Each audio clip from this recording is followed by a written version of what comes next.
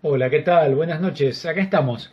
Acá estamos ya para compartir una vez más la buena lectura de cada noche y en esta ocasión, hoy no sé cuándo lo vean ustedes, los que están en vivo ya saben, pero como mucha gente lo ve después, les comento, hoy es 3 de julio del año 2020 y el 3 de julio del año 1892 1892, San Luis Orione, siendo apenas un seminarista, crea el primer oratorio, el primer grupo de chicos que todos los religiosos reconocemos en ese hecho, en ese acto de aquel momento, como la semilla germinante de la pequeña obra de la Divina Providencia, de toda la obra de Don Orione. Entonces hoy quiero leer con ustedes, quiero leer para ustedes, nada más y nada menos que un relato que nos habla de ese momento. Del libro de la vida de Don Orione, del autor Giorgio Papasoli, que en otro momento hemos compartido, hemos leído algo, justamente de ahí quiero compartir con ustedes esta lectura. Voy a tomar el capítulo cuarto que justamente nos habla de eso. Así que para todos ustedes que siguen la buena lectura de cada noche, comparto entonces del libro de la vida de Don Orione, del autor Giorgio Papasoli, esta narración que tiene que ver con lo que hoy recordamos como congregación, que es el surgimiento del primer oratorio de niños y jóvenes, al cual reconocemos como el nacimiento de la congregación. Busca compañeros, tráemelos aquí, es el título. Avanza así de grado en grado. Cada grado que pasa en su estudio, el seminarista Orione, es un peldaño, y en lo alto de la escalera brilla el altar. En todos los estudios del seminarista Orione se insinúa este presentimiento sacerdotal. Así, la ciencia divina y la humana se funden, como el ministerio sobrenatural y el contingente se fundirán en el carácter del fraile.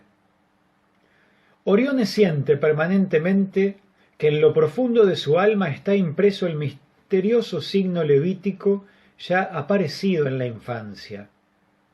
Es su fuerza, el sello de su compatibilidad que el pensamiento y la esperanza, la acción y la perfección mantienen en él. Los superiores y los compañeros advierten en su persona algo unitario, algo casi inescindible, que atenúa o impide cualquier dispersión de fuerzas. En la práctica, la riqueza que fermenta es totalmente recuperable, cabalmente utilizable en Luis Orione. Y este es el signo que lo diferencia de tantos otros jóvenes. Si la juventud no fuese también intensamente dispersiva, bastaría por sí misma para hacer del hombre un gigante. Pero precisamente la exuberancia disociada de las fuerzas es la que trae consigo enormes gastos de energía, desfasada o en el vacío. Qué poco queda de nuestra energía juvenil en la mayoría de los vasos para ser usada en la madurez. En Orione esto es al contrario, puesto que todo parte de un punto de apoyo único. No es mucho lo que habrá de perderse.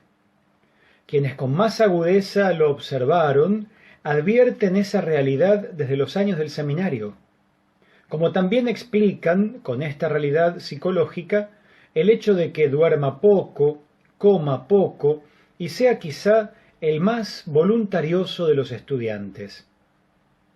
Naturalmente, estas observaciones pueden suscitar en nosotros el deseo de conocer el juicio de alguno de sus contemporáneos, de estudios y de vida. Encontramos un retrato cabal trazado por un compañero que llegó a ser famoso, el padre Vaccari, jesuita, gran conocedor y traductor del mundo bíblico. Este ex compañero de Luis Orione dice: durante aquel primer año del seminario no pude conocer al clérigo Orione sino de lejos, por la barrera que la disciplina interponía entre los del curso secundario y los del curso superior. Pero Orione brilló pronto con una luz tan viva que incluso los que estaban lejos no podían sustraerse a su esplendor. Lo veía todos los días en la capilla. Durante muchos años siguió viva en mí la impresión profunda que me provocaron la piedad y el fervor que dejaba traslucir todo su comportamiento. Todavía me parece ver su devoto recogimiento, sus genuflexiones, sobre todo su comunión cotidiana, práctica entonces totalmente aislada incluso de las comunidades religiosas, pero todos los días comulgaba, y después de la comunión los transportes y sobresaltos que no podía contener, los ardores que no podía ocultar.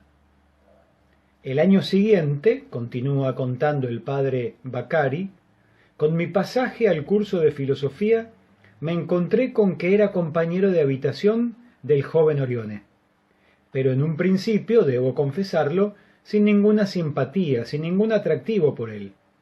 De conducta y tendencias bien diversas de las suyas, me mantenía indiferente y hasta reservado a su respecto.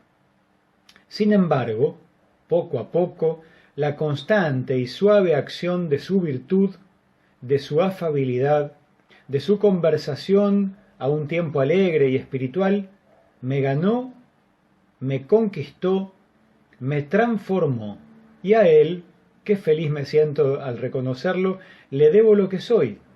Si llevo este santo hábito, si sirvo para algo en la iglesia de Dios, se lo debo a él, a mi compañero Luis Orione.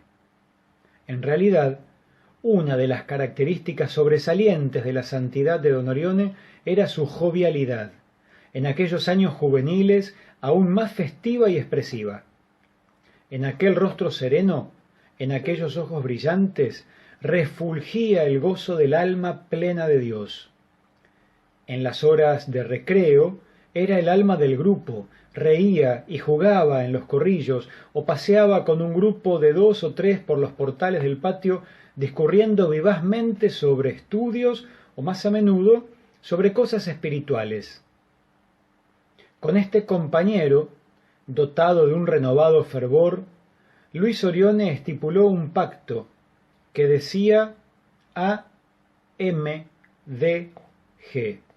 Jesús, a nombre y gloria de Dios, en honor de María Santísima Inmaculada.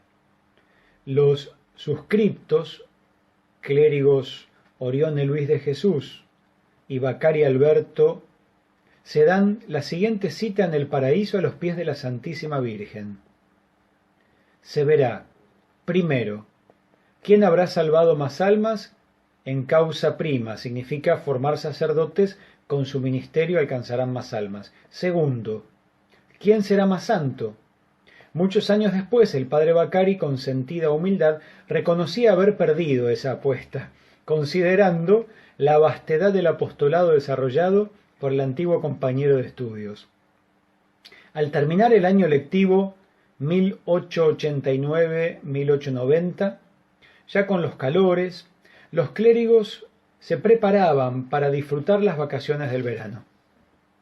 Uno de ellos se presentó ante Monseñor Dafra y le dijo: «Señor rector, si usted lo permite, yo querría pasar las vacaciones aquí, en el seminario». «Hijo mío», respondió don Dafra, «no es posible». «¿Por qué, señor rector?» «Se van todos», dijo Monseñor, «hasta el cocinero».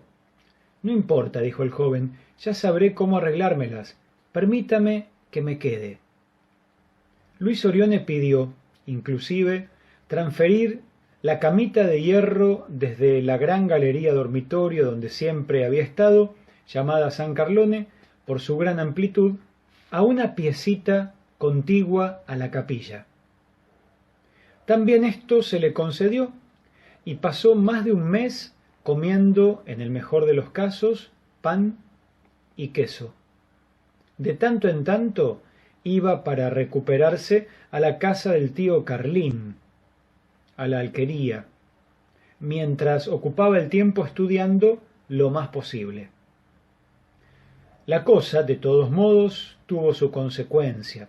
Durante el verano, en la catedral, faltaba un servicio adecuado porque quedaba un solo sacristán, un poco vacilante, que se afanaba cuanto le era posible, pero no podía hacerlo todo. Lo llamaban Scudlón, era la bondad personificada.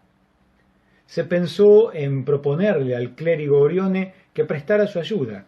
Orione aceptó y agradeció, se sentía feliz. A fines del otoño de 1891 tuvo lugar un desplazamiento definitivo. Se les concedió a los 3 clérigos más pobres, como era costumbre en la diócesis, un alojamiento en las piecitas ubicadas en la cúpula de la catedral, y se les concedió un salario de 12 a 22 liras mensuales para cada uno. La comida debía pagarse aparte. Orione, entre esos 3 más pobres, se instaló en la cúpula de calidad de custodio de la catedral. Desde allí le parecía tocar el cielo, y se entregó a la nueva tarea con un ardor que conformó a todos. Ayudaba una misa tras otra, rezaba el rosario, hacía trabajos de mantenimiento y de limpieza. Por la noche no era raro que bajara de su piecita y se escurriera en la iglesia. Perdón, continuamos, estaba por apagar la máquina para transmitir. Por la noche no era raro que bajara de su piecita y se escurriera en la iglesia, privilegio maravilloso para él, que tenía las llaves de las puertas. El silencio era notable. La llama de la vela del Santísimo indicaba el único punto de referencia en la oscuridad. Sin embargo, era mucho más que un faro. Arrodillado ante el Santísimo Sacramento, Luis rezaba y se sentía satisfecho. Ese momento, ese lento deslizarse de las luces ante la Eucaristía eran para él el centro del tiempo y del espacio. La humanidad tenía su punto de apoyo allí, en el tabernáculo, y él tenía la impresión de sentirse uno con la divina providencia, unido en el amor, en la fidelidad, en la dedicación total. En el recogimiento y la ofrenda florecían en su corazón deseos inmensos de servicio y proyectos casi imposibles. ¿Cuánto habría querido hacer por el Dios escondido que se inmolaba por él? Transformar su amor, suscitando 1000 energías, 1000 obras, salvando almas, almas. La que será la gran divisa de don Orione, almas y almas, lo impulsaba ya cuando era clérigo, durante las vigilias en la catedral de Tortona. En realidad, ¿qué habría podido hacer? Más pobre quizá que todos los otros jóvenes de la ciudad, y a su modo de ver, un mísero hijo de nadie. Su gran consuelo era amar al Señor y a todas las almas. Pero aquí también su amor le parecía poco, y se consumía pidiendo a Jesús le concediese más y más amor. Un día, un pequeño episodio durante la Semana Santa de 1892, llega a la sacristía un muchacho con el rostro resentido y lagrimeando. Era Mario Ibaldi, a quien ya conocía por ser monaguillo en la catedral. ¿Por qué lloras?, le pregunta Orione. Un encogimiento de hombros. Vamos, ¿qué te pasa? No voy más al catecismo, responde el niño. ¿Y por qué?, pregunta Luis Orione. Porque me pegan. Si te portas bien no te pegarán. No, no voy más. Quizás se había presentado al catecismo en San Miguel sin haber estudiado la lección, había molestado a los otros chicos. Lo cierto es que el clérigo, catequista, perdida la paciencia, le había dado un coscorrón y lo había echado. El asunto era serio.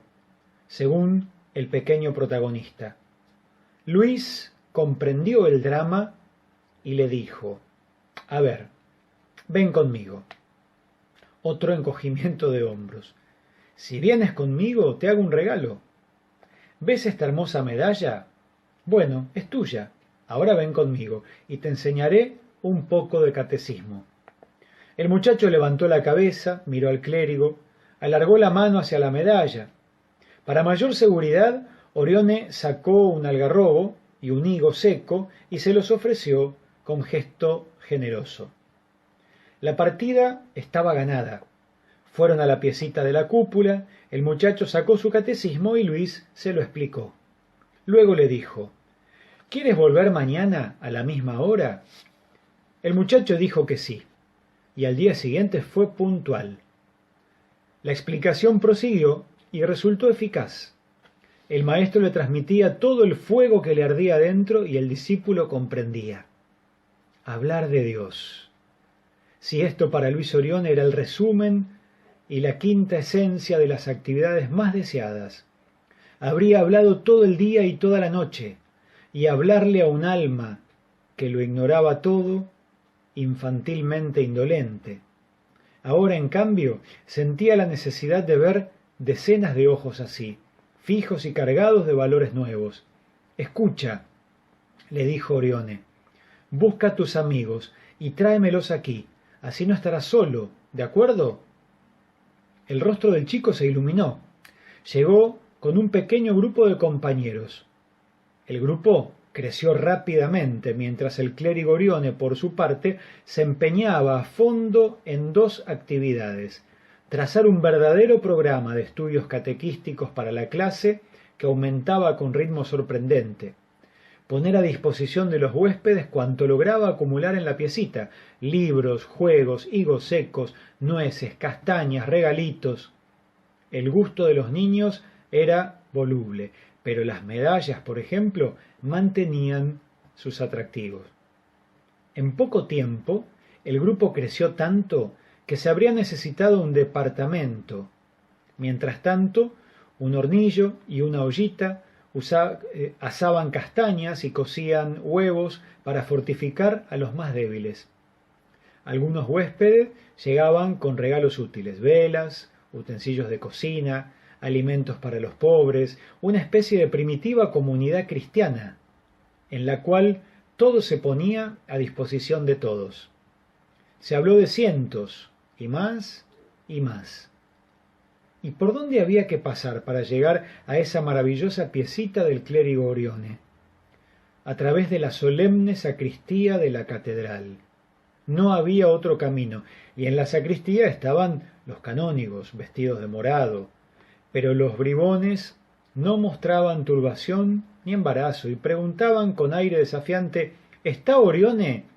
¿Por dónde se pasa para ir a lo de Orione? Y los canónigos, por cortesía, respondían confundidos, algunas veces por una calecita interminable de cabecitas inquietas. El clérigo Orione les recomendaba: cuando pasen por la sacristía, sean buenos, saluden y pasen calladitos. Pero ¿cómo detener el aleteo, el pataleo en y antes de las escaleras? No siempre un intento de convivencia entre canónigos y chicos traviesos puede ser exitoso. El clérigo Orione se dio cuenta de los comentarios que se hacían en la sacristía, en las casas, en la ciudad, en los que luego llegaron a él mismo. En resumen, los personajes más solemnes del cabildo de la catedral decían con gran autoridad: Boguera, Alessandria. En Boguera y en Alessandria había 2 manicomios de justificada fama. También se dio cuenta el clérigo Orione cuando llegó el salario. En lugar de 22, le daban 12 liras. ¿Y las otras 10 se las había llevado el viento? Comprendió muy bien. Cortando los víveres, se aleja a los molestos. Pero no se enojó, y no quiso oponer inoportunas resistencias. No era sino un huésped, y la discreción, según Santa Catalina, es el condimento de todas las virtudes. Trasladó en masa a sus pequeños alborotadores al aire libre, a la plazoleta del Crucifijo, y se alegró viéndolos desbocarse en plena libertad. Esto hizo aumentar el grupo, llegaron otros, fue necesario ocupar incluso las cercanías de la pequeña plazoleta. Luego se les vio, con el prudente clérigo Orione a la cabeza, partir a la conquista del castillo derrumbado, allí en la cumbre, en lo más alto de la ciudad. Allí en los bastiones, por fin había espacio. Había plena libertad. Allí sí los juegos se volvían maravillosos. Ese aire purísimo podía resucitar a un muerto. Después, el clérigo Orione hacía sonar cierta campanilla. Era el cuerno de Roncesvalles. La tropa, dispersa en los flancos, formaba fila. Se apiñaba a su alrededor. Silencio, quietos, sentados. Y comenzaba entonces los bellos discursos, las lejanas historias del bien y del mal. Y qué fácil era distinguir el bien del mal. Historia de antiguas santidades, qué fácil era comprender el porqué y el cómo de los santos.